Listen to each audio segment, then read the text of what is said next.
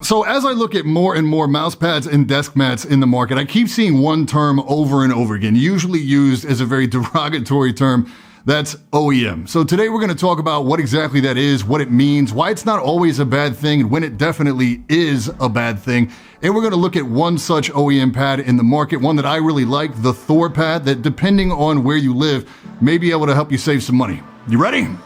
Let's go! Yo, I'm Brian P. You're watching BadSeed Tech, and today we're shining some light on that dirty word in the peripheral industry, OEM, and why it's not always as bad as people make it out to be. To help frame this conversation with a real-world example, we're starting off talking about one of my personal favorite mouse pads, one that's been a main for me for a long time, the Thor from XRAYPAD. It's a fast, polished cloth surface. It's got a faster horizontal than vertical. Mine has been very durable and has seen a lot of hours of use. You can order this pad direct from XRAYPAD, and a 400 by 450 millimeter, like XL size, will run you the low price of $16.60, and it's available in a variety of printed color options. So far, so good. But then you get to the shipping. If you're in the US, you can expect around $10 for 2 to 4 weeks. That's 62% of the cost of the pad itself. Or you can go 3 to 8 days express shipping for $24.16, or almost 1.5 times the cost of the pad, bringing your total to north of $40. Is it a solid pad? For me, yeah, I love it. Is it a $40 pad? No. It's a $16 pad. Now, I don't know what your financial situation is, but I consider the total cost of a product to be the total amount of money I spent to acquire it. Said a different way, the cost of shipping matters. It affects the overall cost. Now, the kicker is that the Thor is actually an OEM pad. We're going to come back to the Thor in just a bit, but first, a breakdown. OEM, or original equipment manufacturer, is used to describe a baseline product, normally bought in bulk, that is then rebranded or slightly modified, repackaged, and sold under a brand name for a higher price, normally in a different market. Put simply, it's buy cheap, rebrand, sell for profit. Does that sound familiar? It should. It's literally the cornerstone of business for as far back as business goes. Not just in mouse pads, but everywhere. Designing a completely new product is incredibly expensive, but licensing or rebranding an existing product is much cheaper. The thing is, we now live in a global economy and market, and the internet and e-commerce has made it possible to buy such items direct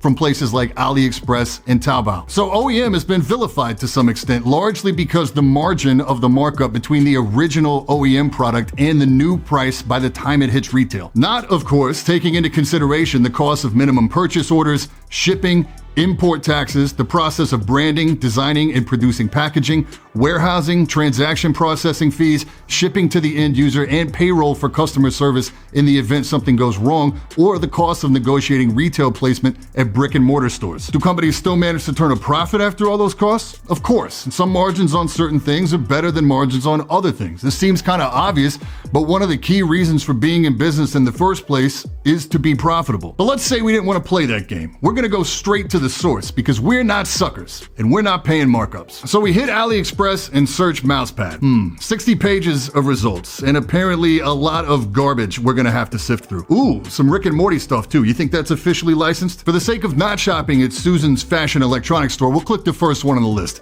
Oh man, we're in luck. There's still 36,365 units in stock, just in time. Basic desk mat size, 900 by 400, is gonna run us $9.64. Tight, looks legit. Rubber backing, stitched edges, cloth surface offering a solid blend of speed and control. Nice. Can't really see the surface, but it looks legit enough. Add to cart.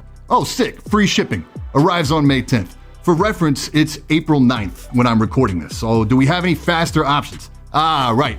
We have May 27th for $20, or April 27th for almost $35. So I could have this desk mat as early as 18 days from now for the low price of $42.23. Okay, maybe that's a bad example. Let's look for something else. Here's one that says it can ship from the US. They have 10 in stock. Again, seems legit. I can't really make out the surface, but it looks the part. The shipping here only comes in one flavor for $3.16. Now you couple this with our new user $2 off coupon, we can score this for $11.63, and it says it can arrive by May 8th, about 29 days. That's better. So I spent some time looking for something that looked close to the Thor, that I could actually identify from the pics. No dice. This might actually be the same surface, but the point is, I can't tell. So let's check Taobao.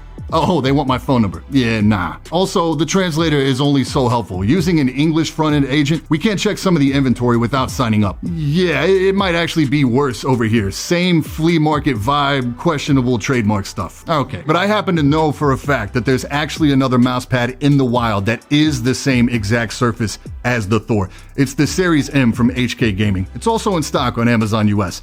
It's also $12.99 and it arrives, oh nice, Saturday. That's like 2.5 days from now. Oh look, here it is now. It's available in black or white. It's also the same size at 400 by 450 millimeters. And aside from some branding on the back of the pad that causes some ripples on the lower right-hand corner, it's the same. Yeah, it's the XL size. You can't get the desk mat or the fancy colors, but if you've been looking to try it, $13 and 3-day delivery seems like a pretty safe bet. Can confirm, after logging several hours on this thing, it plays exactly the same. The only difference being that my Thor has maybe 50 plus hours on it, so it's more broke in. So the whole argument of OEM. For me, it's a matter of paying for convenience, shipping speed, having a more accurate idea of what I'm getting before I order, and having a more convenient way to return it if it doesn't work out for me. It gets a little murky when you're talking about excessive markups or potential price gouging because small companies don't have the R&D budget to develop their own surface technology. Larger companies do, but enough larger companies setting a price point tends to affect the price point across the whole market. But